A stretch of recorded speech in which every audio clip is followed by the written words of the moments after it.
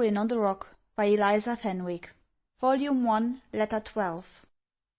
From Sibella Valmont to Caroline Ashburn. Hail, dearest Caroline!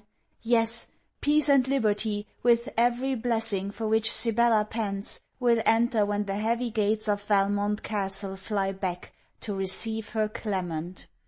I do not count the minutes, for that would be to make time more tedious, but I walk with a quicker step, with a firmer mien. I am ever seeking change of place, and sleep and I are almost unacquainted.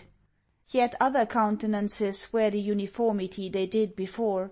No matter, but a short time, and when I went to compare my own transports, I can look on the eye or read the heart of Clement, and find them more than equalled. My thoughts haste so pressingly to the future that it requires an effort stronger than you can conceive, you who expect no Clement, to turn them back to the detail you require. I cannot be minute as to a conversation in which the hermit, as you call him, was chief speaker, for some parts of it I have forgotten, and others I did not understand. He spoke with a rapidity which made him almost unintelligible, and his pauses seemed rather the effect of sudden anxiety than of attention to my answers.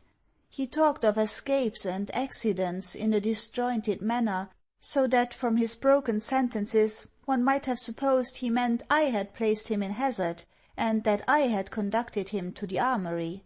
That which I remember most clearly was the earnestness with which he urged me to lay no future restraint on myself. He said his interruptions were now ended, but he added, and several times repeated, we should one day or other meet again. He then spoke something of dangers, but I know not whether they related to himself or me. He was very pale, wildness and apprehension were marked on his features. He wore his hermit's hat and cloak, but the former was quite misshapen, and both disfigured by dust and cobwebs. Once in the vehemence of his speech he raised his arm, the folds of his cloak became loosened, and I saw a sword glitter beneath it. I left him in the armoury, nor have I entered it since. The wood is all my own again. No figure glides upon me but that my imagination loves to form. On the day succeeding that in which I found the hermit in the armoury, I saw Mrs. Valmont walking on the terrace. I went to her and spoke of the circumstance. She appeared agitated by my words. She grasped my hand, and said the finger of heaven was in it. And she talked further in a strange way of something that she called it, and it. She would not be me, she said, for worlds. I do fear the disorder has affected her intellects. But a little interval between me and perfect happiness. I cannot write. You know, Caroline, I love you, but now, indeed, I cannot write.